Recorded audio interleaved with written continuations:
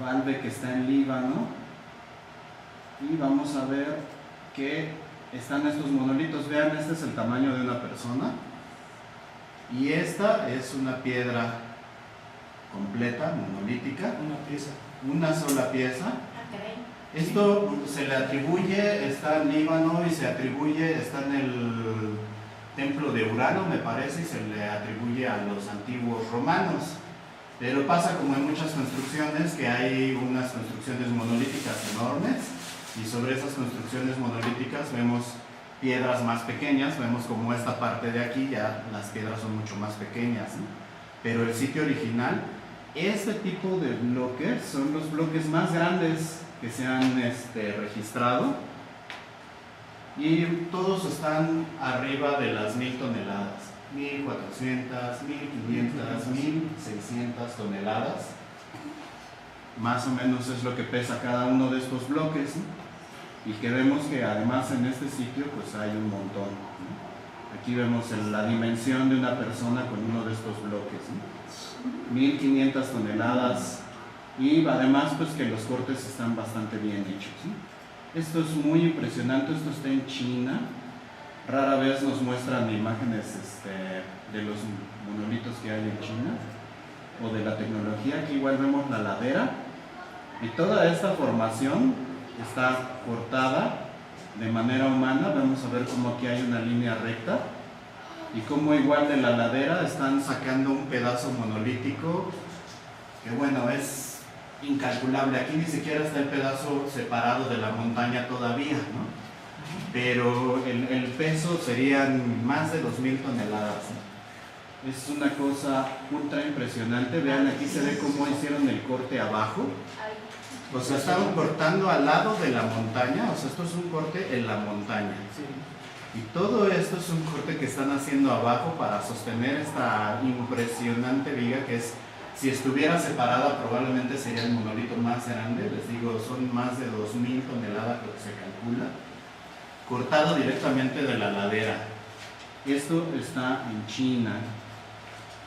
Aquí vemos también cómo esta ladera está completamente cortada en una línea recta, no, la montaña no hace ese muro al natural. O sea, aparte de que cortaron todo esto en una línea recta, empezaron a quitar toda esta parte de abajo. No sabemos realmente si su intención era cortar realmente esta viga monolítica súper enorme o no se sabe. Es cosa de la que no nos llega mucha información. Ahí se ve una personita, ¿no? sobre esta, se llama Yangshan, está en China. Y también es una de las construcciones monolíticas más grandes que se pueda ver en cualquier lado. Estas de aquí están en lo que es modernamente conocido como Arabia Saudita. Y es una piedra que trae ahí unos glifos y unas inscripciones. Pero si alcanzan a ver, pues es una piedra que tiene aquí un corte. Algo aquí, pues por alguna razón, alguien se tomó el tiempo de hacerle este corte a esta piedra y dejarla aquí suspendida, ¿no?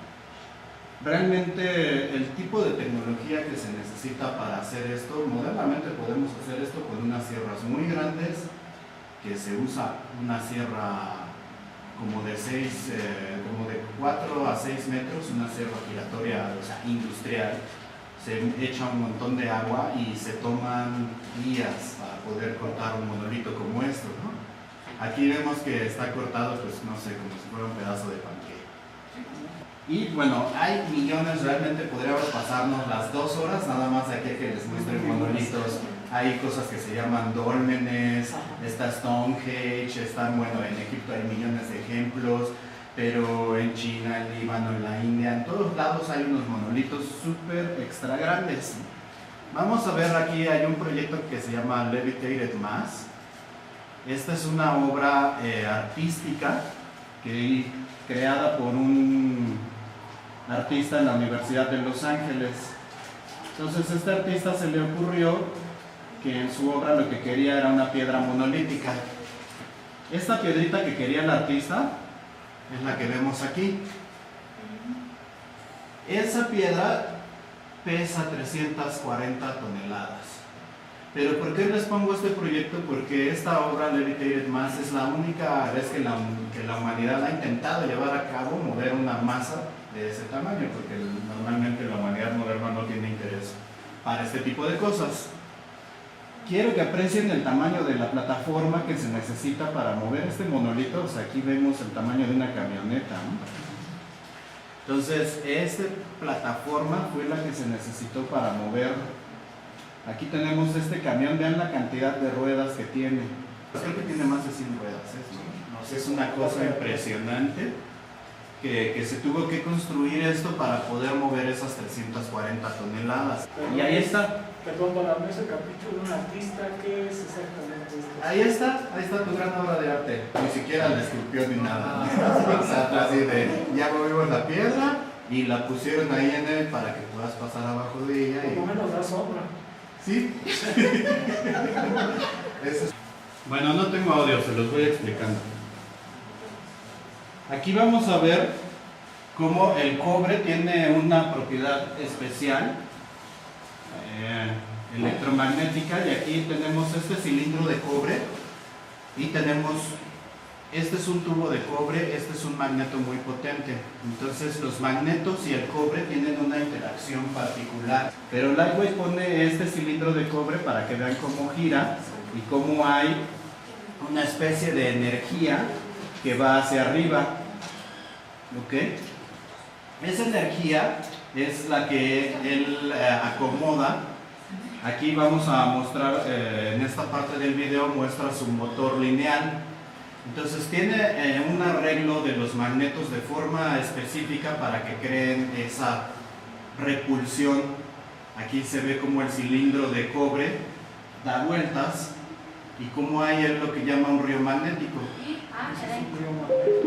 Sobre ese río magnético puede correr una placa. Y mientras más grande es la placa, vean, mejor el efecto. Entonces, simplemente él llama esto río magnético porque es un flujo. Aquí da una explicación gráfica y vamos a ver que con este aparatito que él tiene va a explicar el movimiento de las ondas. Dice, esto es similar a una onda electromagnética. Entonces cuando yo le doy vuelta al aparatito, vamos a ver como una onda recorre. Esa misma onda es similar a la onda electromagnética que se está creando en el motor. Y para que esa onda pueda viajar, se coloca un objeto sobre ella y vemos cómo ese objeto, al interactuar con la onda electromagnética, se mueve de un lado a otro, y ahí especifica, vean cómo no hay movimiento a los lados, solo arriba y abajo. En ningún movimiento tenemos movimiento, en ningún momento hay movimiento horizontal, solo hay arriba y abajo. Y con ese movimiento arriba y abajo, ahí podemos crear movimiento universal por la geometría de la onda electromagnética. Entonces es una explicación en un modelo físico para ver cómo puede entonces funcionar el efecto del motor lineal. Este es Michael Lightweight y debería ser un nombre que todos conociéramos porque es un investigador que no solo ya estamos viendo los productos de su obra, sino que seguro en el futuro esta levitación magnética va a estar en todos lados.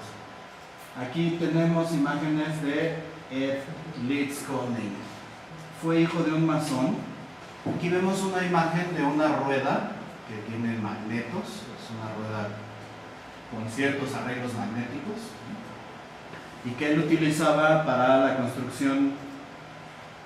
Aquí tenemos otra foto antigua de él con estos materiales, con madera, cadenas, su rueda magnética y otros materiales, digamos, de construcción relativamente rudimentarios. Él creó esto se llama el Castillo de Coral. Esta construcción es la única construcción monolítica moderna. Aquí tiene una puerta giratoria, la cual está tan bien colocada que con un empujón de la mano gira y puede ese bloque así. Ese bloque así como está perfectamente balanceado en un punto céntrico y con un simple empujón la gente puede hacer que esa piedra gire. ¿Y qué lo sostiene? Aquí hay un pedacito de metal aquí arriba y otro pedacito de metal aquí abajo, pues realmente como una puerta giratoria normal de vidrio, de lo que sea, nada más que esta pesa toneladas. Yo creo que pesa como 9 toneladas, esa piedrita nada más. Aquí pues igual ya vemos otra foto de la ruedita y estos son los arreglos magnéticos que él tenía. Otro ejemplo. Ok, esta es la tecnología que Blitzscaling usaba.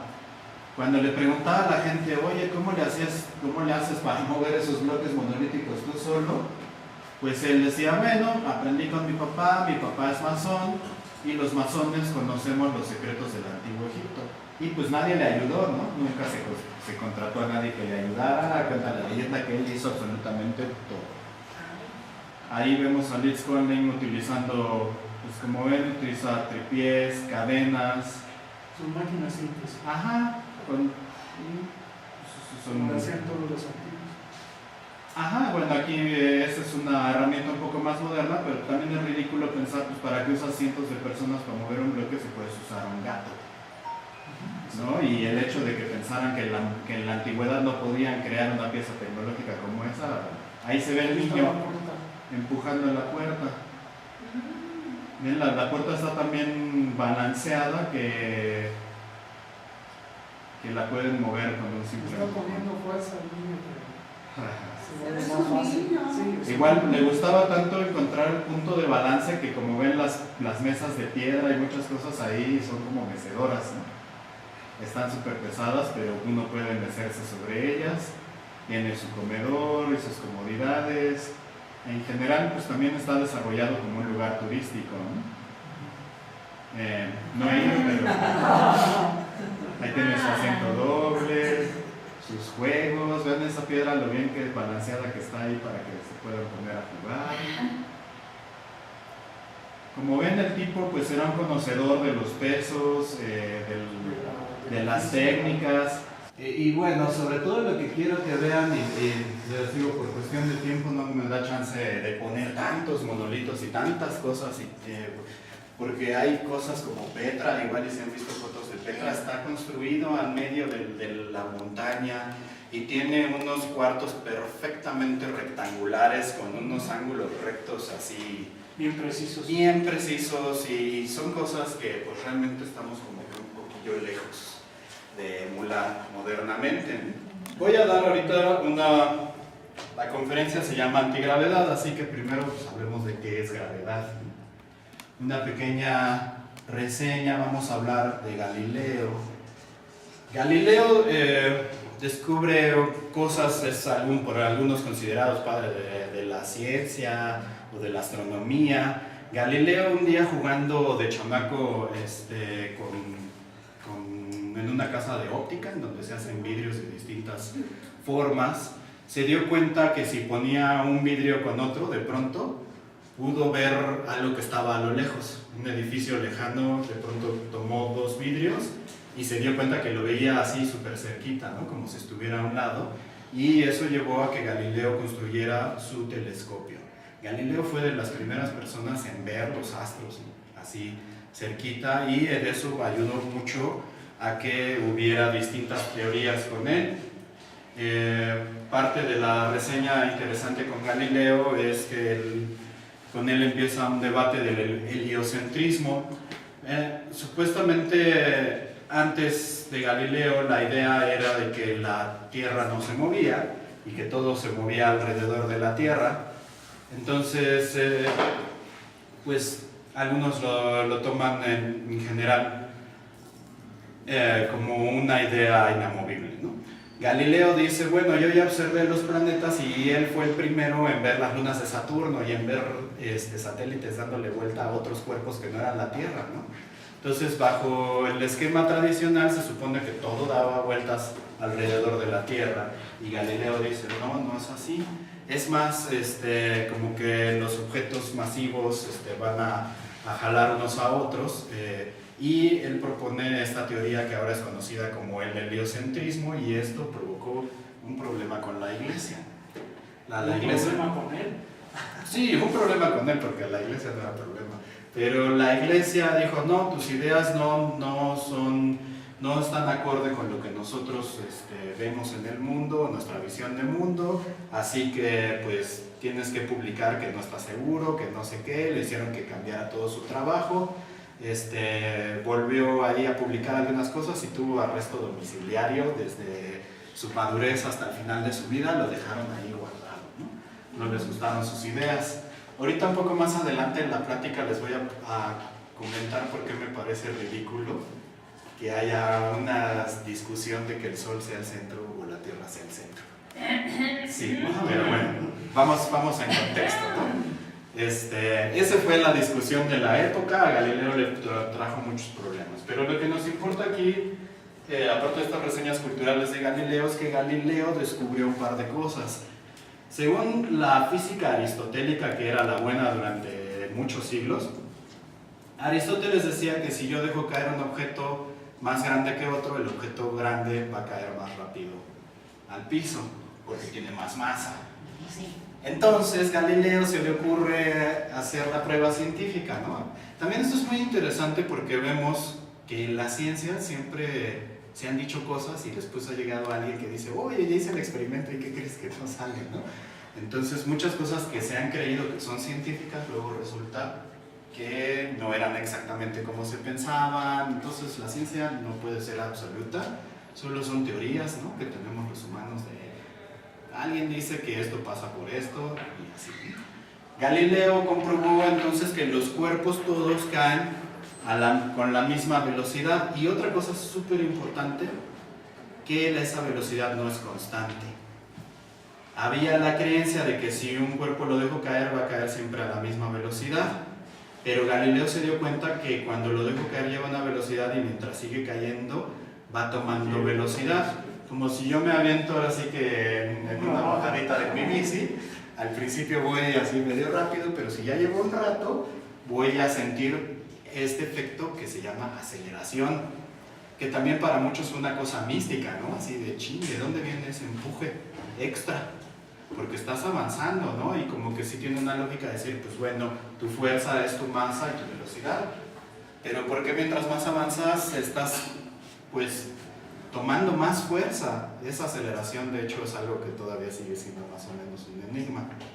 Pero bueno, importante de Galileo entonces esto, que descubrimos que los cuerpos caen a la misma velocidad y se aceleran a la misma velocidad.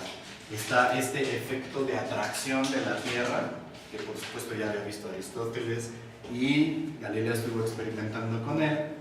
Y bueno, después vamos a tomar a la referencia clásica importante, que es Newton.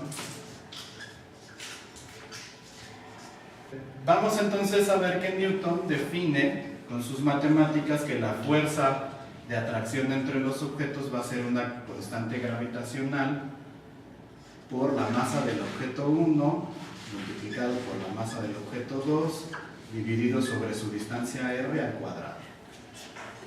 Entonces vienen varios conceptos nuevos, ¿no? Así está la masa del objeto. Entonces Newton dice, mientras más masa tiene este objeto, más puede tener una fuerza de atracción, pero es inversamente proporcional a la distancia, ¿no? Si estamos cerca hay atracción, si estamos lejos esa fuerza de atracción se pierde. Aquí la cosa nueva es este concepto de la gravedad, porque antes de Newton es atracción, ¿no? Es un concepto de que las cosas se atraen a la Tierra, eso se conoce bien. La gravedad es la explicación que da Newton de por qué sucede ese fenómeno de atracción. Lo que dice Newton es que dentro de la masa del objeto hay una fuerza. Como no había un nombre para eso, dice, me voy a inventar una palabra que es gravedad. Ahí está. Entonces esa fuerza que está en la masa de los objetos es la que hace que los objetos se atraigan unos a otros. De hecho, si ustedes ven en la física, todavía hay las teorías del gravitón, que supuestamente es la pequeña partícula responsable de esta fuerza gravitacional, que nunca nadie ha podido descubrir al gravitón en ningún lado en general. Pero bueno, Eso es la gravedad. La gravedad es la explicación de Newton al fenómeno de atracción, y esa explicación dice que hay una fuerza inherente al objeto, a la masa del objeto, que atrae unos a otros. Este es el asunto newtoniano. Tengo que hablar de Michael Faraday, que es un inventor también súper importante, del cual rara vez escuchamos. Michael Faraday va a ser muy importante para entender estos fenómenos. Un poquito antes de Faraday se había redescubierto la pila por los italianos, es Volta y el otro es Galvani, y que fueron ahí los que se anduvieron medio peleando el asunto de la pila. ¿Qué es una pila? Porque también lo vemos así como, ciencia de cohetes. No, es súper fácil, si nos dicen cómo. Una pila son dos metales diferentes, y hay un metal, si tenemos, digamos, cobre y hierro, uno de esos metales crea un flujo de electrones, a uno dona electrones y otro metal los recibe. Pero para que se dé este flujo tiene que haber un medio, y ese medio es un ácido. O sea, si yo tomo un limón y le hago un par de cortes y le pongo una monedita de cobre y una monedita de hierro de otro metal, de hecho, todo metal, dos metales distintos tienen flujo, unos más que otros. Entonces, si yo pongo mi limón y le meto de esos dos metales, me va a dar una pila de limón, y se puede hacer de limón, de papa y hay de sabores. De las pilas importantes que ubico antiguas es la pila de Bagdad. Ustedes pueden buscar información, pila de Bagdad, y es un pocillo que tiene como un vaso de hierro y un cilindro de cobre. Entonces, pues ahí lo tenían en el museo, ¿no? Hasta que lo vio por ahí algún ingeniero o algo así y dijo, oigan, pero pues esto debe ser una pila, son dos metales, un espacio. Es más, miren, hay un video ahí muy bueno en donde alguien así simplemente con 3 o 4 uvas, así echa el jugo de las uvas en una réplica que hace, porque no lo dejan uno estar poniendo su juguito en la pila original. Pero con ese jugo de uva y una réplica del vaso de hierro y el cilindro de cobre, en el ácido de la uva se crea ahí mismo, tenemos una carga. Y con 4 uvas crea así 2 o 3 volts. O sea, con poquitas uvas hay suficiente energía para prender un pequeño foco. Quién sabe qué se puede hacer con unos litros de jugo de uva y algo más grande, ¿no? Ahora, esto es algo que redescubrieron los italianos, de plano así la misma cosa, probando con dos metales metidos en un vaso, así metía un metal, metía el otro y a la ciencia de la lengua, ¿no? Y así con su probador científico, así estaba, esto sí da un toque y no de los chidos. No, entonces ahí estaba viendo cuáles funcionaban mejor, ¿no? Así de, este toque sí está bueno. Y así se redescubre la pila. ¿Saben que los italianos nada más ponían así de una plaquita de hierro, otra plaquita de cobre, una de hierro, una de cobre, una de hierro, una de cobre? Metemos esto en una solución ácida, conectas tus polaridades y tienes tu pila. Eso es una pila, así que Dios, bueno, es bueno saberlo, ¿no? Porque si se va la luz de la humanidad, regresamos otra vez a la edad de piedra. Pero si alguien dijo, ya me acordé de este asunto de cómo hacer una pila, recuperamos la electricidad. Porque algo que han logrado muy bien es que utilicemos tecnología y que no comprendemos. Aunque realmente, yo digo, el humano de la antigüedad sabía muchas más cosas, ¿no? Si así ya sin tecnología uno contra otro lo que traemos aquí, porque no nos explican algo pues que relativamente es sencillo, realmente no es nada complicado, una pila electromagnética, porque pero es el salto, ¿no? Además que vemos que hay un salto tremendo con el dominio del fuego. O sea, el fuego nos da un poder que los humanos no teníamos y un crecimiento tremendo. Y el de los siguientes saltos pues es la energía electromagnética. La energía electromagnética nos va a hacer que estamos en otra humanidad antes y después. Michael Faraday. Él vivió en una época en donde se acababa de redescubrir la pila. Entonces había un montón de intelectuales jugando con sus pilas. Este cable tenía una carga eléctrica por casualidad alguien tenía una brújula. Y al acercar la brújula se dieron cuenta que había un efecto en la brújula. De hecho, el efecto de la brújula es correr así perpendicular, no paralelo. Y pues eso decían, ¿qué onda, no? O sea, ¿por qué el cable eléctrico está afectando la brújula? En primera ni siquiera está tocando el cable, simplemente con acercarlo. Y bueno, Faraday fue uno de los que estaba ahí de joven porque él era ayudante de laboratorio de un científico conocido de la época que después murió por andar inhalando mucho gas de la risa. No se sabía que el gas de la risa era medio problemático y el cuate decía, esto es como tomar alcohol pero sin resaca. Bueno, él puso a Faraday en esos lugares y Faraday fue así como que dijo, ¿qué tal si aquí en el cable hay una especie de fuerza que nosotros no podemos ver y que está interfiriendo con el magneto, ¿no? Y bueno, pues como todo buen ingenioso, la gente se ríe de ellos así, ¿cómo crees que es una fuerza mágica que no vemos y alrededor? Bueno, él fue el primero que se le ocurrió, este fenómeno magnético debe de estar creando un campo que nosotros no podemos ver, pero mira, aquí están sus efectos, ¿no? No lo puedo ver directo, pero está teniendo una influencia directa con el magneto. Entonces vamos a ver que los cables electrificados tienen una fuerza electromagnética que gira. Ahora eso lo sabemos y eso llevó a Faraday a crear su primer motor, el primer motor electromagnético. Entonces toma un cable y le da la vuelta. Entonces hace que venga una figurita que si vemos así un cable, digamos que viene así y da la vuelta, aquí nada más lo vemos en estas dimensiones.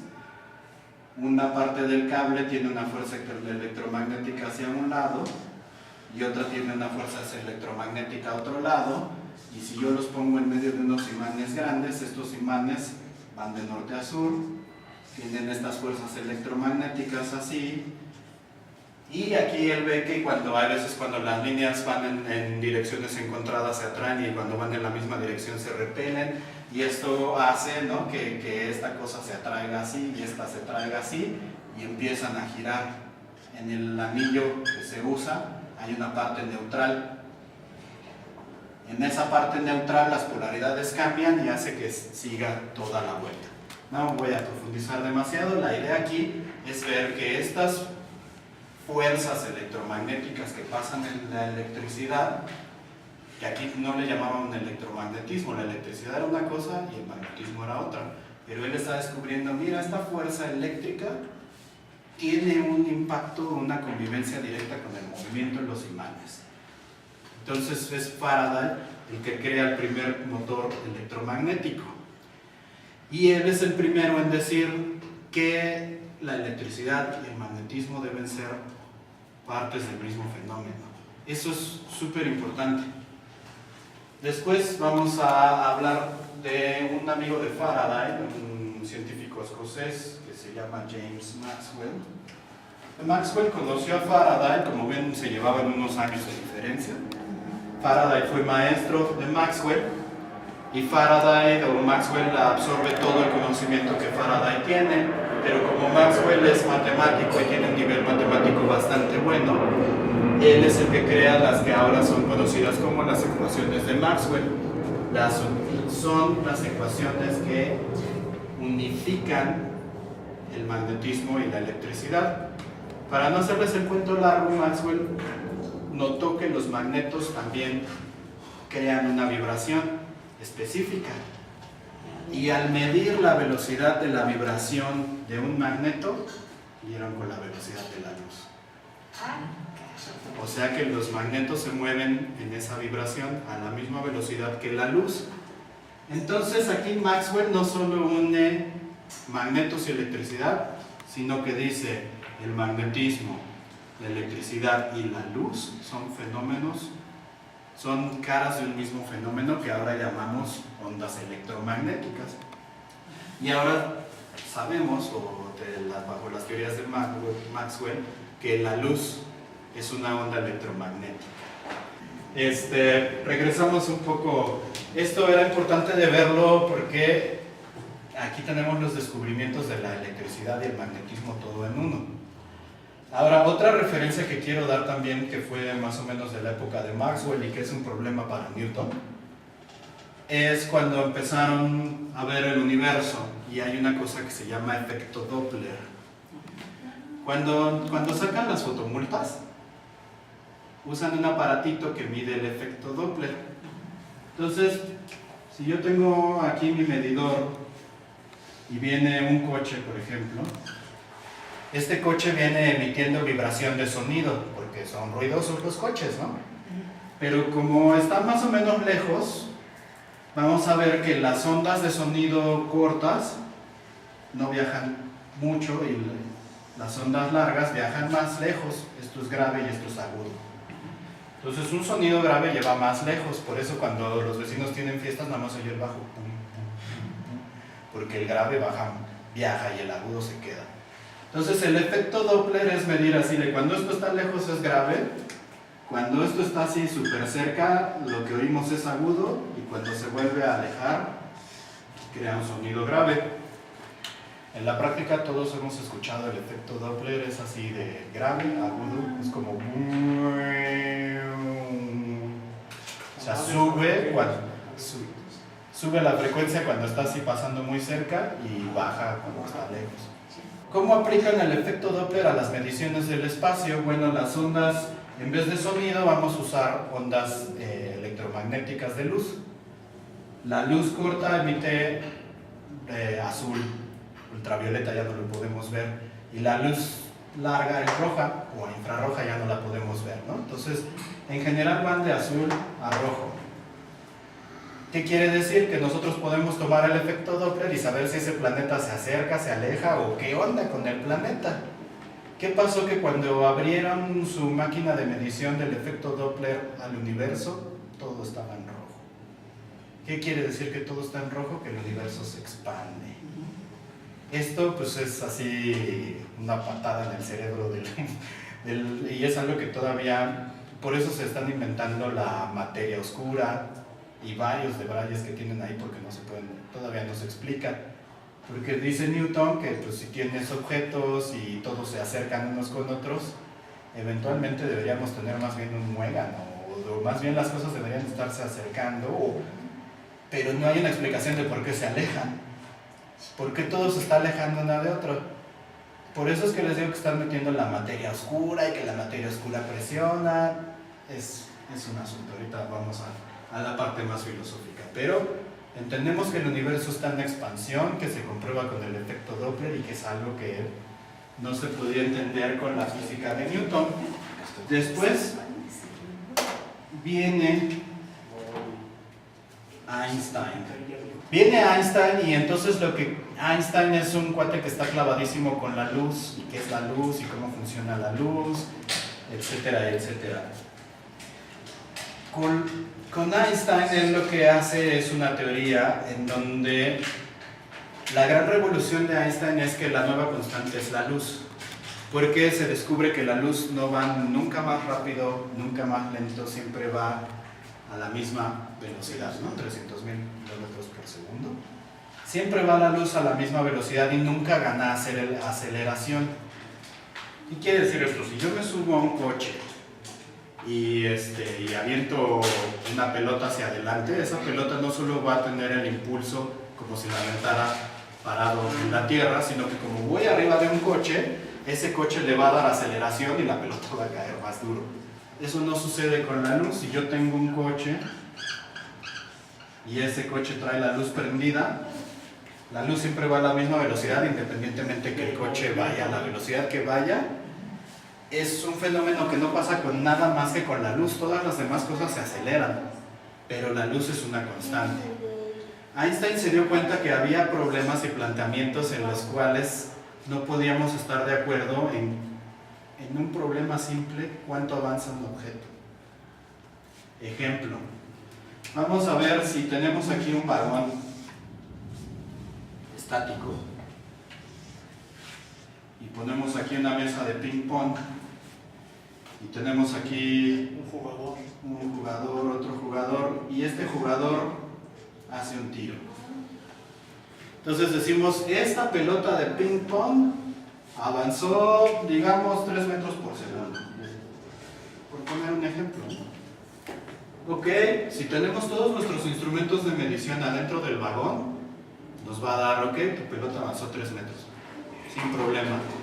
Pero si yo estoy en la estación de trenes y veo que ese tren está avanzando, en el momento en el que el jugador de un lado hace el tiro, el tren sigue avanzando. Entonces ese tiro no fueron 3 metros desde mi perspectiva. Como el tren va avanzando, igual ese tiro fueron, o sea, imagínense que esto va moviéndose, entonces la pelota empezó en un punto y acabó probablemente 12 metros adelante, desde mi perspectiva afuera del tren. Entonces si yo tengo mis instrumentos de medición afuera del tren y mido la velocidad o la distancia, aquí estamos hablando de distancia, digo, pues tu pelota avanzó como 15 metros y tú me dices, no, avanzó 3. Ah, Chihuahua, entonces ¿cómo puedes decir tú que 3 y yo que 15? Pues Einstein se dio cuenta de que los dos están bien. Esto se llama relatividad. Y aquí vemos en un ejemplo con matemáticas, como tu punto de vista puede estar bien, aunque sea distinto de mi punto de vista, porque simplemente tú tienes una perspectiva que te va a dar unos resultados y yo tengo una perspectiva que nos va a dar otros resultados en física, en matemáticas. Déjense hablar de cosas abstractas, ¿no? En algo medible, comprobable, tú puedes decir que es verde, yo puedo decir que es azul, igual y los dos estamos bien. Eso es algo que, y hay un montón de ejercicios de pensamiento. Aquí no podemos concordar con las distancias. Hay otros ejercicios de pensamiento que él hace en donde pasa la dilatación del tiempo. Einstein dice, bueno, si las distancias no cuadran, pues inevitablemente, y su genialidad puede decir, ¿qué tal si movemos el tiempo? Ay, porque se supone que el tiempo es una cosa inamovible. Es un reloj supuestamente en el universo y todos vemos el mismo reloj. Pues Einstein dice, no, cada quien trae su reloj y tu reloj es tu medida de movimiento. ¿Qué es tiempo? Simplemente es una medida de movimiento. Si yo muevo una cosa de un lado al otro, ese movimiento lo puedo, en una medida de ese movimiento es el tiempo. ¿Cuántas unidades te tardaste en ir de un punto al otro? Si nada se moviera en el universo, no habría tiempo. O sea, todo está estático. No habría manera de diferenciar antes y después. A menos que muevo, entonces ya digo, antes estaba aquí, después está acá. La transición es lo que llamamos tiempo. Entonces el tiempo no es un absoluto. Es algo que todos traemos con nosotros. Es nuestra medida de movimiento. Y de hecho, pues todos hemos experimentado de alguna manera la dilatación del tiempo, ¿no? Con una cosa aburrida, con una cosa entretenida. Realmente se percibe el tiempo de manera diferente. Einstein tiene sus ejemplitos, ¿no? De que dices, bueno, a ver, si tengo 2 carretas, y aquí vamos a ver otra cosa interesante de la medición del tiempo. En esta carreta, la persona de esta carreta quiere mandarle un mensaje a la carreta de acá, entonces se baja y le lleva un mensaje, ¿no? Un papelito. Digamos que le toma 8 segundos. Entonces esos 8 segundos que le toma llevar información de aquí a acá van a ser los mismos 8 segundos que se va a tardar la información de llegar de aquí a acá. Y vamos a ver que el tiempo siempre es un viaje. Siempre que veamos el tiempo tiene que haber movimiento. Y que este tiempo se va a dilatar. Aquí vemos que el tiempo es el mismo entre este y este en comunicación. Pero ¿qué pasa si ahora ponemos estas 2 carretas a acelerarse lo más rápido que podamos? Van avanzando las 2 rápido. Pues pasa que si yo le quiero mandar un mensaje de esta a esta, aparte tengo que corretearla. Entonces esos 8 segundos se van a convertir en mucho más, ¿no? En minutos, o sea, va a subir. Entonces esos 8 segundos van a ir para arriba. Me voy a tardar mucho más en alcanzar porque se está alejando de mí. Y viceversa, si la carreta de adelante quiere mandar información de acá, pues nada más baja la carreta y ya le está llegando la otra. Entonces, le manda mensajes de, ¿qué onda? Contéstame, ¿por qué no me contestas? Y esta persona le va a contestar en 10 años. Entonces, esa interacción, eso es algo que Einstein toma como dilatación del tiempo, porque el tiempo es comunicación de punto A al punto B. Si uno quisiera sacar un mensaje estando en el hoyo negro, no sale nada, ¿no? Mandas tu avioncito de papel y se lo traga el hoyo negro. De hecho, hasta la luz Se la traga, exacto. Entonces en el hoyo negro es una dilatación tremenda del tiempo. Einstein tiene muchos ejemplitos de estos de la distancia es distinta, el tiempo es distinto, la única constante es la aceleración de la luz. Ahora vamos a ver que según estos fenómenos de Einstein, hablando ya de lo que vamos de gravitación, Einstein dice, si tú estás en un elevador en el espacio, estás flotando. El elevador es una caja y está en el espacio y tú estás sin interacción gravitacional, ¿no? Entonces están los astronautas ahí flotando en el espacio. Pero dice, ¿qué tal si este elevador lo subimos, lo mandamos en esta dirección? Lo aceleramos, rapidísimo, que se vaya. Entonces esta aceleración hacia un lado va a crear una fuerza que va a hacer que nosotros nos peguemos hacia el lado contrario. Como cuando damos vuelta rápido en el coche y ¡ay! Nos vamos a un lado.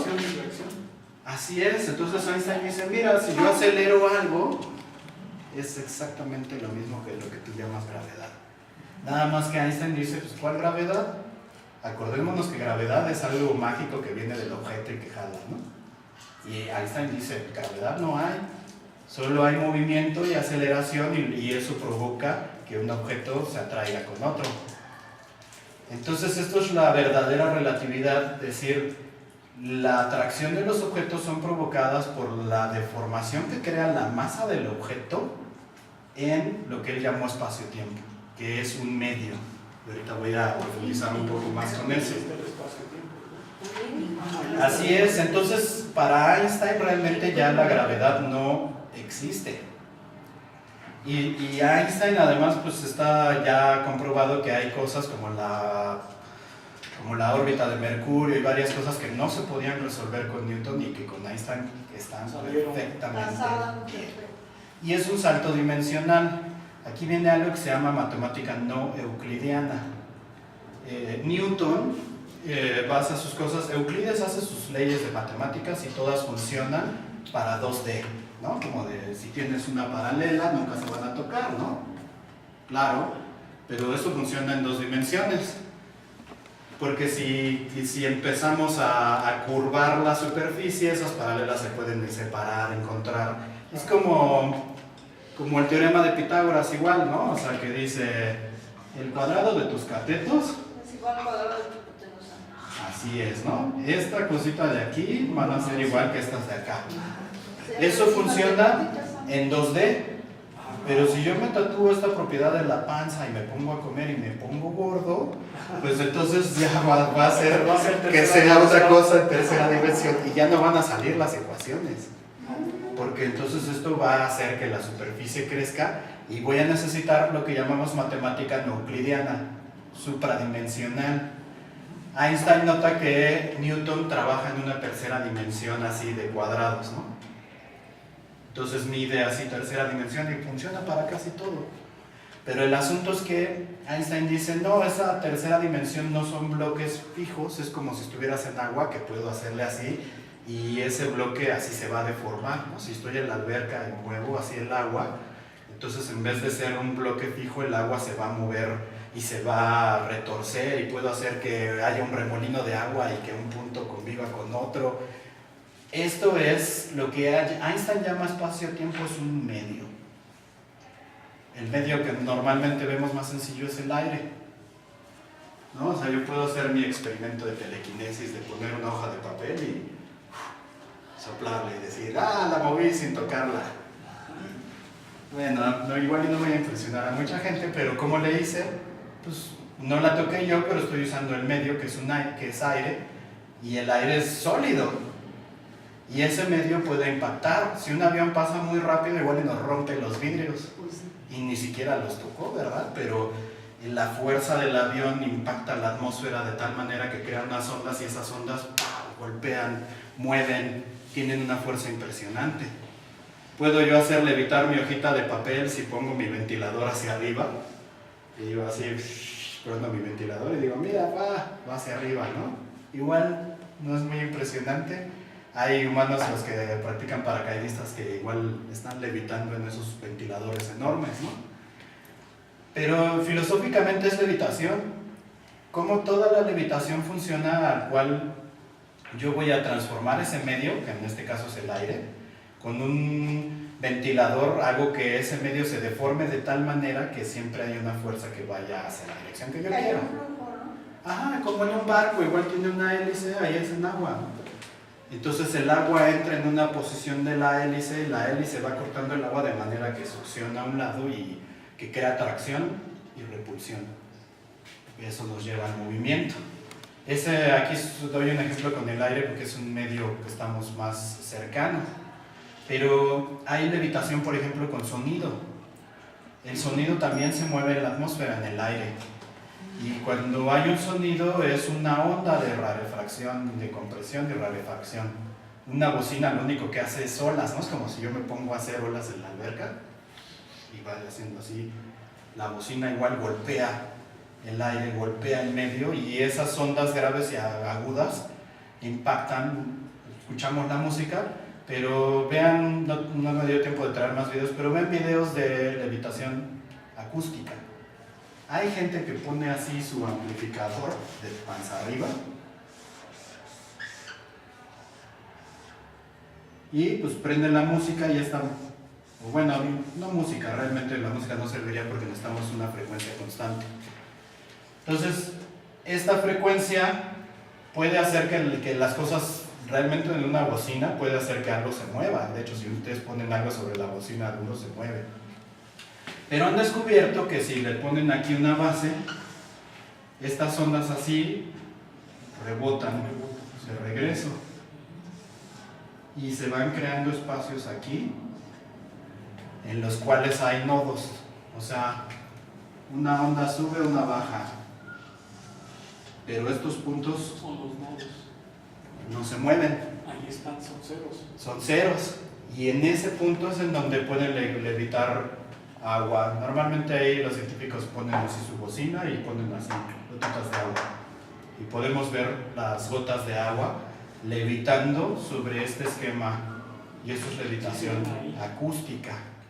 Son ondas interactuando consigo mismo en un medio y que provocan pues que no caigan las gotas, ¿no? Igual vemos que en el electromagnetismo, pues el electromagnetismo es lo mismo, nada más que en vez de ser en el aire, es en algo mucho más pequeño, pero es otro medio. El electromagnetismo igual manda ondas, solo que en una frecuencia muchísimo más pequeña. Por eso es que podemos levitar algo con magnetos y pasarle la mano abajo o pasarle cosas abajo, porque esas ondas electromagnéticas pasan a través del cuerpo. Aquí es también donde vemos que no somos materia sólida, sino como tenemos espacio entre nuestros electrones, de hecho casi todo está vacío, ¿no? Si ya lo vemos muy cerca, pues son espacios vacíos. Y eso hace que la llamada del teléfono pase a través de la pared, o que hay un montón de cosas que no les importa el mundo físico y las atraviesan. Una de esas, el electromagnetismo, atraviesa casi todo porque es lo más de las cosas más finas.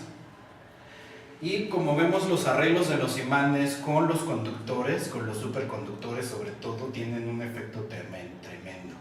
Y yo creo que también por eso es que hay importancia en el oro, y por eso creo que también artificialmente han hecho el oro tan caro y lo han guardado, porque hay varias teorías. Tesla abrió de un par de teorías que a mí me parecen mega interesantes, el de cómo obtener energía gratis. O sea, él dice, mira, si yo meto dos polaridades a la Tierra, bajo unos 4 metros y hay geoelectricidad.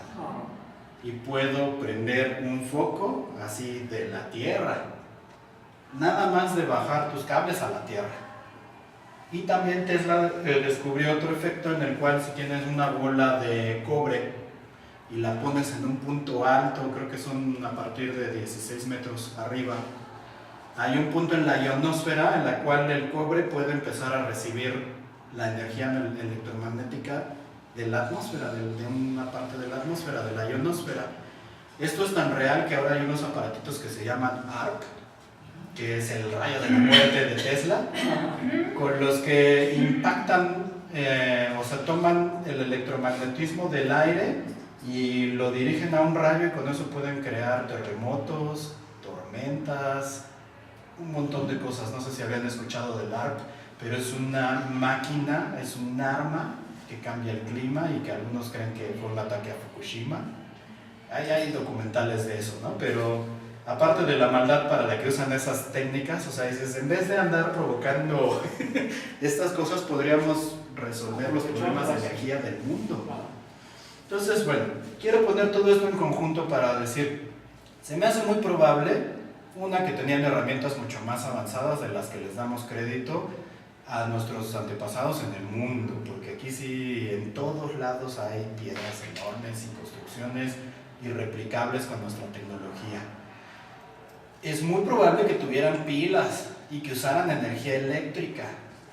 O sea, es que es mucho más sencillo pensar que tuvieran estas herramientas para construir lo que construían. Es un golpe tremendo porque siempre nos han dicho que nosotros estamos más avanzados.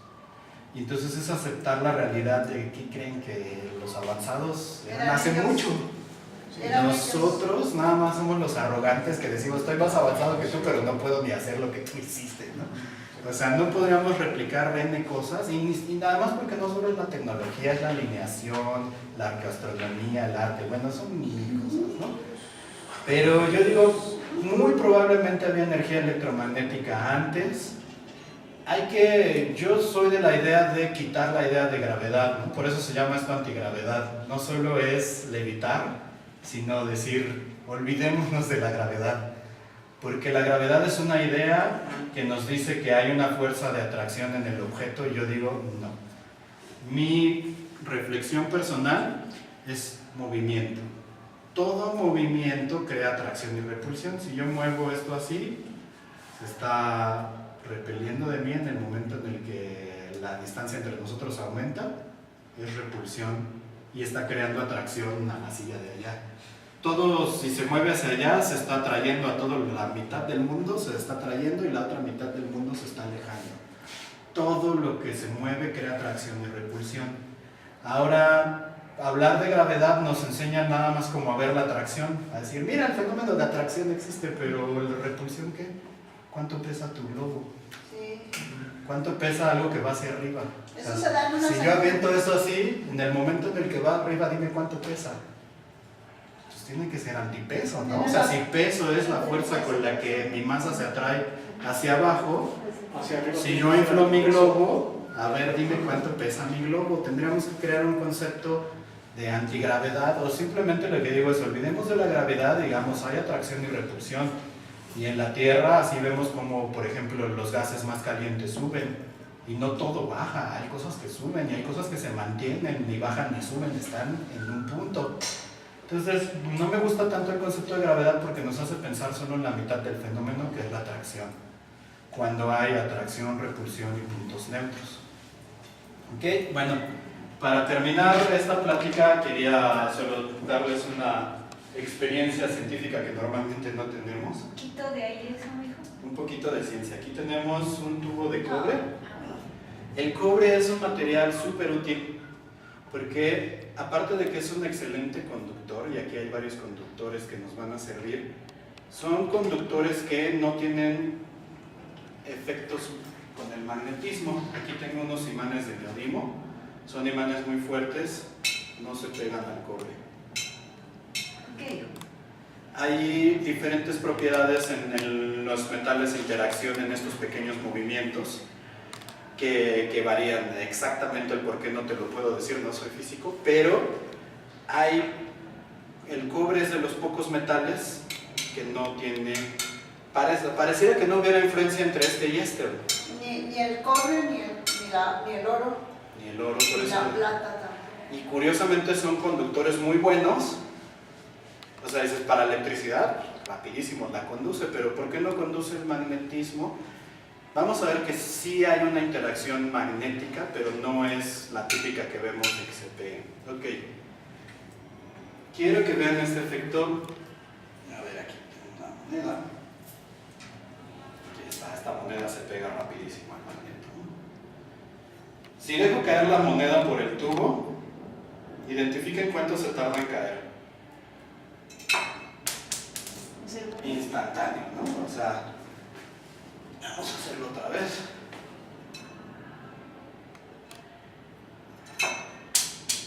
O sea, caída libre. Chéquense qué pasa con el magneto. Es un efecto muy interesante. Y bueno, ahorita igual y pasan ustedes para que veanlo con su ojo y verlo caer es bien interesante. Ahorita.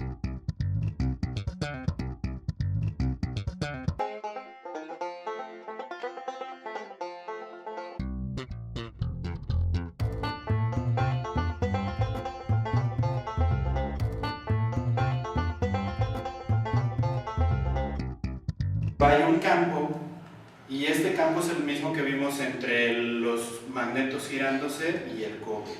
La relación simplemente de cobre y magnetos nos da un efecto no antigravitacional, pero es una deformación del campo electromagnético, y estas deformaciones de los medios, como les digo, puede ser agua, puede ser aire, esas deformaciones son las que nos pueden ayudar eventualmente a hacer que las cosas pesen menos o que puedan levitar. Esa en general es mi conjetura, es algo que hay que seguir trabajando. Obviamente se necesita experimentos, física, pero es bueno abrir la mente. No solo hay atracción, hay repulsión, y hay un montón de cosas con las que podemos experimentar: levitación electromagnética, levitación acústica y todo lo que tenga que ver con la interacción de un medio.